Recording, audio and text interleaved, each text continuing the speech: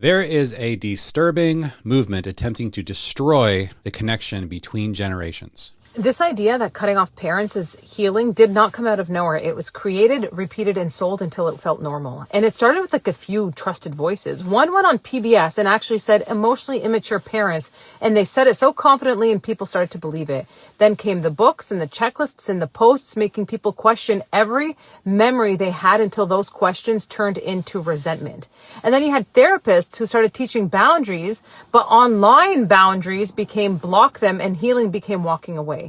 Now, distance is called peace and silence is called growth, and reconciliation is seen as a weakness. And families are falling apart and parents are mourning living children and the world is applauding it as empowerment.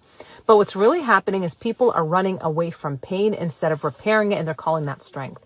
And that's how we ended up with a generation that confuses cutting people off with healing. And parents are left wondering how love became the villain.